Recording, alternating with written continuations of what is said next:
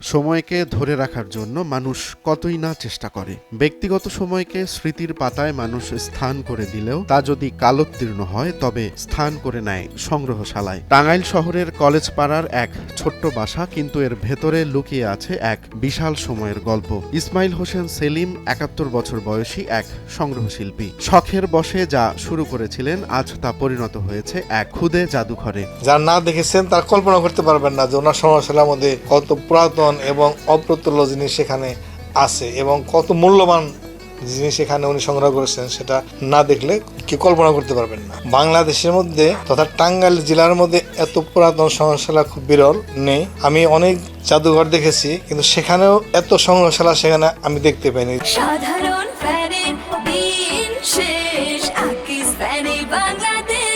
খুব যত্নে গুছিয়ে রেখেছেন ১৫০ রকমের টেলিফোন, ১০৯ দেশের দিয়াশলাই, বিশ্বখ্যাত ৬০ ব্যক্তির autograph. Nelson Mandela, Mother Teresa, Kofi Annan থেকে শুরু করে সাহিত্যিক উইলিয়াম রদিচে সবাই আছেন তার সংগ্রহে। আছে ৩৮ ভাষায় অনুদিত পবিত্র কোরআন শরীফও। প্রথম যখন এই বাসায় এসেছি আমি তখন বাবার এই সংগ্রহগুলি দেখে খুবই অবাক হয়েছি, কারণ বাবার এই সংগ্রহগুলি দেখলে বিশ্বাস হয় না যে এত কিছু আমাদের পূর্ব প্রজন্মরা ব্যবহার করেছে বা আমরা এত কিছুকে মিস করে আসছি। আর বাবার এই সংগ্রহগুলির সাথে আমার পড়াশোনার সাথে অনেক কানেক্টেড, যার জন্য আমার আরও আগ্রহ বেশি জন্মাইছে। আর বাবাও আমাকে বলে যখন নতুন কিছু নিয়ে আসে বা আবার নতুন কোনো সংগ্রহ আসে যে তুমি এটা দেখেছো কি না, বা এটা সম্পর্কে তুমি কি জানো। আমার নিজেরও অনেক নলেজ এই বিষয়ে ছিল না, বাবার কাছ থেকে জেনে আমি অনেক কিছু জানতে পারছি। আঙ্কেল অনেক কিছুই যেগুলা আর কি আঙ্কেলের সংগ্রহ রাখছে, যেগুলা বাংলাদেশে এখনো বিরল, দেখাই যায় না। যেমন নেলসন ম্যান্ডেলার অটোগ্রাফ,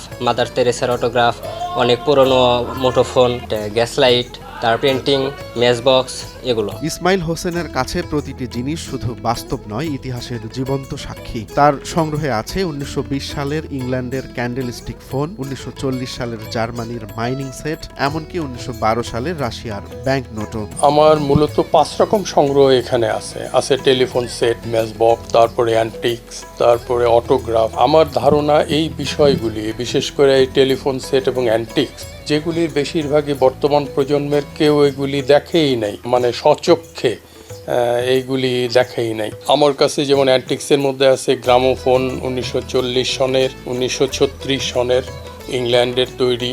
আছে ১৮৯৭ সালের একটা ফোনোগ্রাফ, গ্রামোফোনের আগের এই ফোনোগ্রাফ, এডিসন রেকর্ড। তারপরে আছে ১৯৪০ সনের সাইলেন্ট মুভি প্রজেক্টর 8mm, যেগুলি আগে এগুলি ব্যবহার হতো।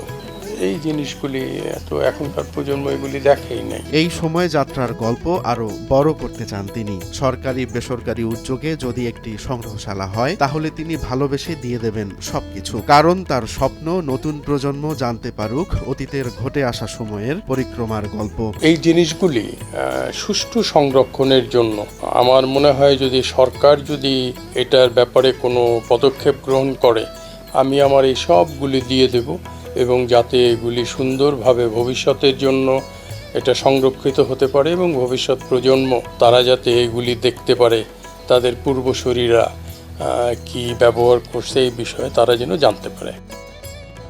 রোমান্স তালুকদার, নয়া দিগন্ত।